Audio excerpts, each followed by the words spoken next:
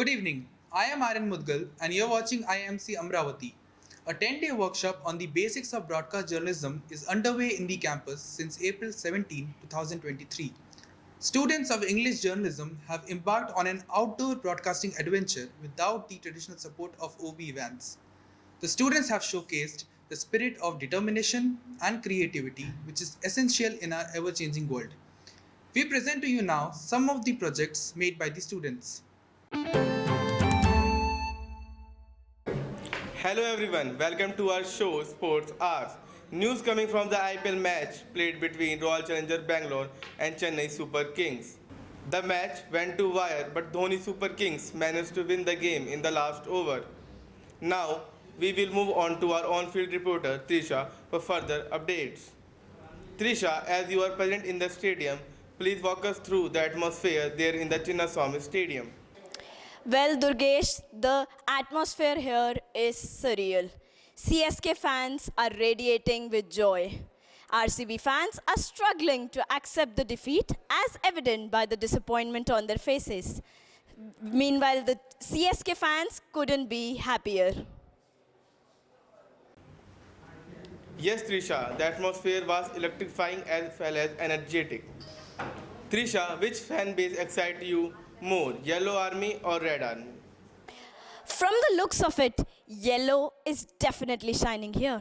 Chennai Super King fans sure know how to show up for their team and their captain Mahendra Singh Dhoni.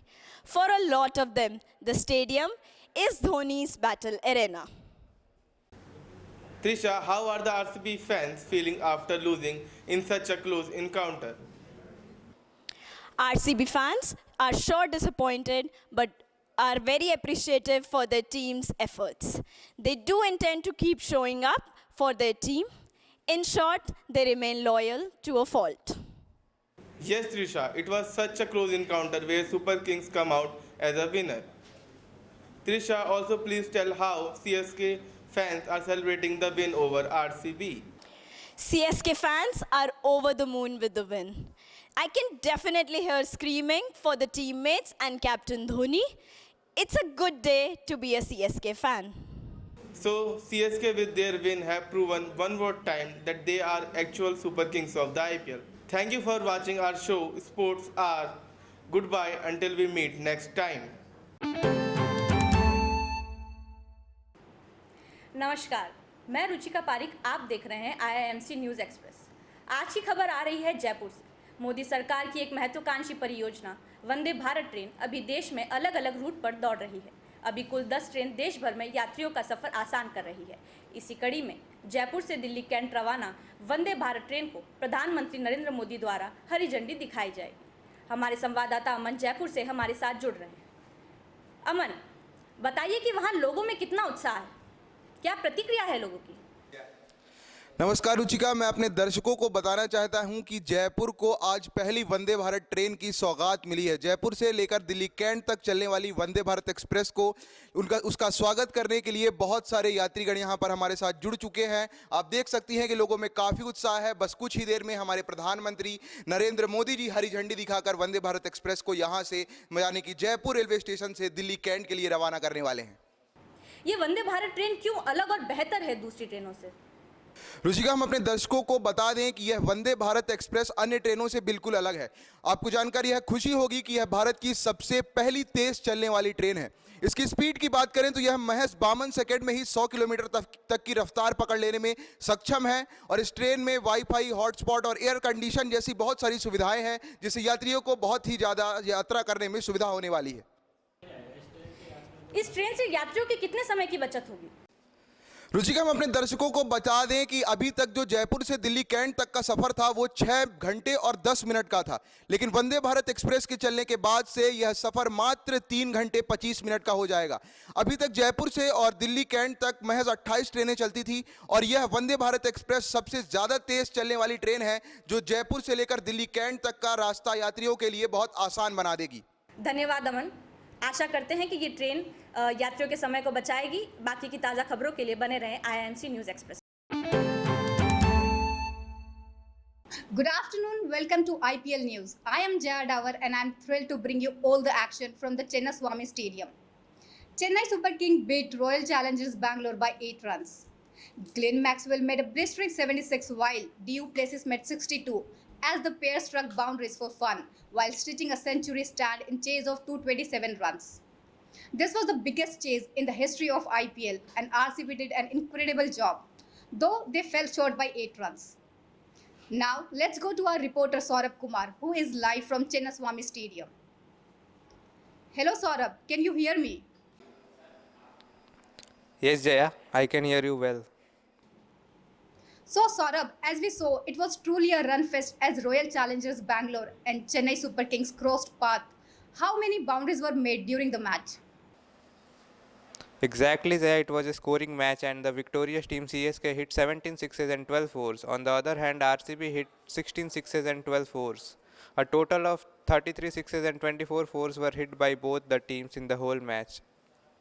Saurabh, you were present during the whole match, and there was a time where everyone thought RCB might win the match. So, what do you think about CSK's fielding? Was it up to the mark in this match? Yeah, there was a time when Maxwell and Du Plessis were on the pitch hitting sixes. And at that time, when Mahesh Tikshana and Riduraj Gaikwad dropped Du Plessis and Maxwell thrice, I don't think so it was a good fielding from CSK. Okay, Saurabh, CSK has won the match. So, how is the crowd reacting? The atmosphere here at the stadium is electric with fans on the edge of their seats and the cheering for their favorite player. It is a great reminder of power of sport to bring people together and its spirit. Yes, I can clearly hear the crowd cheering. Thank you, Saurabh, for being with us. That's it for now. We will continue to follow IPL and bring you the latest updates. Thank you.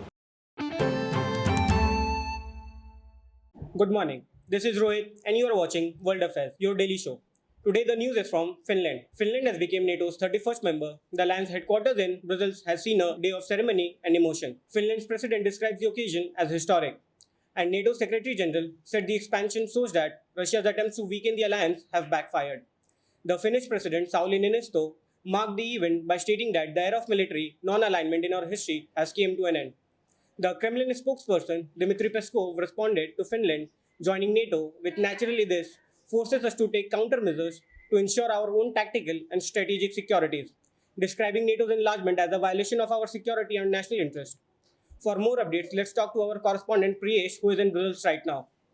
So, Priyesh, a pretty significant day for NATO, wasn't it? Walk us through the highlights over there. Well, Rohit, it was definitely a big day for NATO, as we know that Finland is a non-aligned militarily. But once Russia invaded on Ukraine, all bets were off, and Finland's entire perspective for its security changed. As you say, Russia's full-scale invasion of Ukraine prompted Finland to abandon its decade-old policy of non-alignment and join NATO. Were Finns afraid they might be next? Well, they had made decision to join NATO after the invasion of Russia on Ukraine because they could not take longer risk and could not having the backup of other allies in any case of confrontation with Russia. In the meantime, Sweden is still on the waiting list. What are their hopes of joining the defense pact of NATO? Well, Rohit, all answer lies in Ankara. The problem really lies with the Turkish President Erdogan, who said that he does not believe on Sweden has done enough to join NATO. Thank you, Priyesh, for your useful insights. Stay tuned for more updates. Good evening and welcome to IIMC News. I'm Akanksha Sharma bringing to you updates about the rising COVID 19 cases. As the world continues to grapple with the COVID 19 pandemic, a new wave of infection is causing concern among the public. Just when life was returning to normalcy and the restrictions relaxed, the positivity rate shot up in the last few weeks. This clearly depicts that the race to bring the virus under control is far from over. We now have with us our reporter Arun Mudgal in New Delhi. Mr. Mudgal, what is the situation like over there? Ms. Sharma, yesterday Delhi recorded over 1,000 COVID cases while the positivity rate jumped to 32.25%. About 4 deaths were recorded yesterday, out of which COVID was the reason for 2 of them. The positivity rate is rising continuously. What precautions are people taking right now? Well, the government has advised people to wear masks and maintain social distancing, but however, most of the people here are not following the basic precautions. Upon assessing the situation, what more do you think the authorities can do to contain the spread of this virus? The authorities need to impose certain restrictions such as maintaining social distancing and wearing masks. Citizens need to be made aware of the rising number of COVID cases, and the healthcare facilities need to be improved in case the situation gets worse. Thank you so much, Aaron, for these real time updates. The situation may seem under control right now, but it is our responsibility to control the spread of this virus. We urge everyone to not go out without masks, follow precautions, and maintain distancing. Stay safe and stay tuned.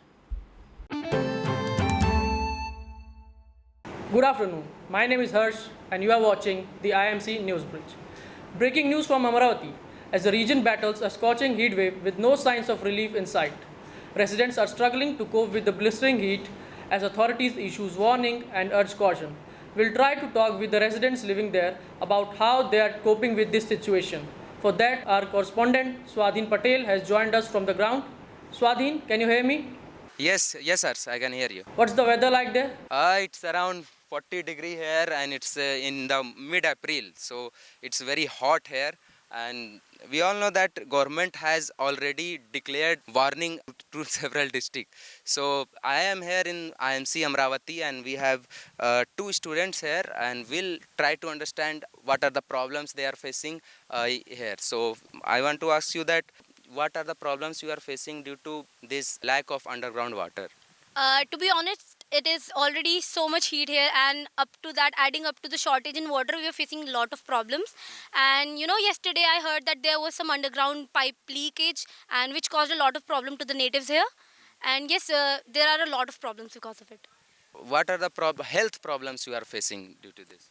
First of all, there is extreme heat. You can experience yourself, and due to this, there is dehydration, of course, and some precautions that we are taking is नींबू पानी जो होता है, ठीक है, नींबू पानी वगैरह है या ग्लूकोज वगैरह है, तो ये सब ले जा रहे थे क्योंकि जितनी गर्मी है हमें, तो उस वजह से उससे बचने के लिए। और बाकी कुछ और प्रिकॉशंस है, जैसे हो गया गमछा वगैरह यूज़ करती हैं लड़के लड़कियां दोनों, तो मतलब ये सब ही यूज़ कर रहे हैं। गर्मी क्योंकि बहुत ज़्यादा है, पानी की कमी जैसे इन्होंने बताया, और इतनी ज़्यादा गर्मी है, धूप इतनी तेज़ है कि मतलब ऐसे बाहर जाओ तो आप ऐसे डायरेक्ट धूप में बाहर नहीं जा सकते बिना अपना सर या बॉडी को कवर किए हुए। Are you facing any problem? Till now, I have felt dehydration in my body, and as precautions, I am consuming liquid because I have to substitute water with something else. So I'm consuming liquid drinks. Okay, thank you to both of you. Okay. Thank you so much. Thank you so much. As you heard that the natives here are facing challenges due to the heat waves and high rise temperature. So back to you, Harsh.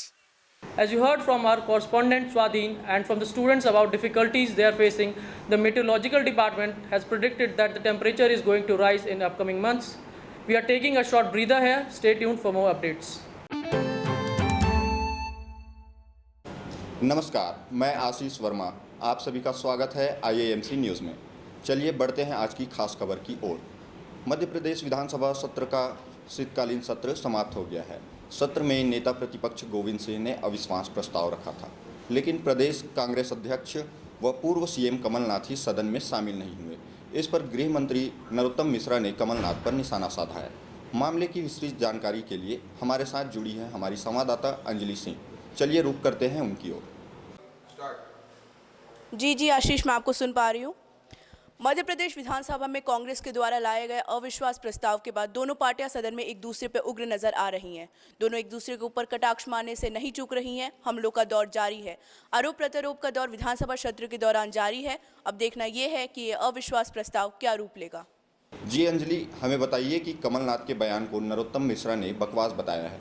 इसमें कांग्रेस की ओर से क्या प्रतिक्रिया आ रही है?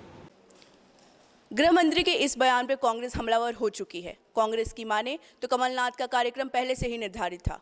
कांग्रेस का कहना है कि बीजेपी के कुछ अल्पज्ञान नेता हैं जो ऐसी बातें कर। पूर्व मुख्यमंत्री कमलनाथ विधानसभा के शीतकालीन सत्र में 2 दिन नहीं पहुंचे। क्या जानकारी है कि कमलनाथ पार्टी से नाराज चल रहे हैं या कुछ और कारण हैं उनके सत्र में शामिल नहीं होने के? ये खबर आ रही है कि कमलनाथ अपनी पार्टी से नाराज चल रहे हैं। उन्होंने अपने नेताओं को पहले ही कह दिया था कि वो विधानसभा में अविश्वास प्रस्ताव के समय मौजूद नहीं रहेंगे। अंजलि जी, हमें बताइए कि कांग्रेस द्वारा लाया गया अविश्वास प्रस्ताव क्या उन्हीं के लिए घातक साबित हो रही है, क्योंकि पार्टी के एक वरिष्ठ नेता गोविंद सिंह ने जो प्रस्ताव को विधानसभा में रखने वाले एक मुख्य नेता हैं, वो भी सत्र के दौरान नदारद रहे हैं। गोविंद सिंह का ये अविश्वास प्रस्ताव में एक बड़ा हाथ था। उनका नदारद होना कांग्रेस की एकजुटता पर सवाल खड़े करता है। कांग्रेस के दो वरिष्ठ नेता कमलनाथ और गोविंद सिंह का एक साथ ना आना सदन में ये दिखाता है कि कांग्रेस एकजुट नहीं है। अविश्वास प्रस्ताव के बाद कांग्रेस स्वयं ही इसमें घिरती नजर आ रही है। कांग्रेस अपने मतभेदों को तो संभाल नहीं पा रही है और अविश्वास प्रस्ताव जैसे कारणों से बीजेपी को घेरने चली है, लेकिन इस बार वह स्वयं ही एक अलग किस्से में फंसते नजर आ रही है। इसी के साथ खबर की समाप्ति करते हैं। धन्यवाद। Good afternoon. It is reported that police in California arrested 17 people, mostly members of the local Sikh community and belonging to rival criminal syndicates. They conducted searches at more than 20 locations and seized weapons, including an AK-47, one machine gun, and several handguns. This information is in relation to a mass shooting in which 5 individuals were injured outside a Gurudwara in California, Sacramento County on March 27, Sunday afternoon. To shed more light on the matter, we have Swapnil Ille connecting to us directly from California. Hi Swapnil, can you hear me? Yes, sir, I can hear you. Can you tell us where you are? I'm in front of police station where 17 Indian Sikh community members were arrested as a part of gun violence which was held 3 weeks ago. More than 5 members are yet to be arrested. As I told, they were part of California Sikh community which had interpersonal connections between them which led to fight between them. Do you have more information on this feud? As I earlier said, they were a part of California Sikh community which broke into two factions and they tried to subdue each other. Similar incidents were heard when in 2018 in Stockton Temple when many people were injured. Approximately 2-3 people were injured. This all incidents started in 2018 in a Sikh parade which is the largest South Asian festival which is held outside Indian subcontinent. Okay Swapnil, can you tell us which authorities are involved in these investigations? According to the reports, many federal agencies were involved, such as Gang Enforcement Task Force and various local federal state agencies are involved in assistance to FBI, it is heard, but it is not yet sure. Thank you Swapnil. You have offered excellent insight into this issue. Please keep us updated. Good evening, this is K.R. Subham. You are watching Iimc News. Today we have an exciting news to share with you. A special workshop is underway in Indian Institute of Mass Communication, where the technical head of Iimc Radio and Television Department, Mr. Ramesh Chandra, who is conducting an exclusive session for aspiring media professionals. Let's go to my colleague Smith Terrell, who is there to give you all the latest updates from the event. Smith, over to you. Can you hear me? Yes, I can hear you well. Smith, what kind of atmosphere is there at IIMC? Tell us about the level of interest and enthusiasm from the aspiring media professionals. This is Smith Tara reporting live from Indian Institute of Mass Communication. There is very exciting and anticipated workshop is taking place over here. Mr. Ramesh Chandra, who is the technical head of Radio and Television Department from IIMC Delhi, is taking the workshop. He has more than 25 years of experience in media industry. Talking about the interest level and enthusiasm of student, yes, which is on top. Students are taking the task very seriously. They are preparing themselves and their communication skills also in personality development with the help of Mr. Ramesh Chandra. What kind of topics Mr. Ramesh Chandra will be covering during the workshop? Yes, of course, Shubham. Mr. Chandra is covering many topics of journalism. He is educating students about voiceover, PTC, and outdoor broadcasting. These are very important and very demanding aspect of in media industry, which also can helpful students in their placement. Did Mr. Chandra provide any practical advice or tips for those looking to enter in the media industry? Yes, of course, Shubham. Practical knowledge is very vital in the industry of media. Mr. Ramesh Chandra is also educating students on the practical level as well. They advising and suggesting students to work on their communication skill and personality development. Mr. Ramesh Chandra is also helping students in handling the camera as well as to how to be very presentable in front of the camera. Smith, is there any other important information about the event that you want to share with our viewers? Yes, important updates that I want to share with the viewers is also in this workshop, many eminent personality from media industry will be addressed the student of IMC. Yes, that would be helpful for the student in their placement as well. Thank you, Smith, for giving such insightful information about the workshop. The event was a rare opportunity for aspiring media professionals to learn from one of the most experienced minds in the industry. We hope you enjoyed our coverage. Stay tuned with us for more updates. We will come back after a short break. So you can see that the students of English journalism have created wonderful OB projects by challenging themselves to think outside the box. Thank you for watching and see you after a short break.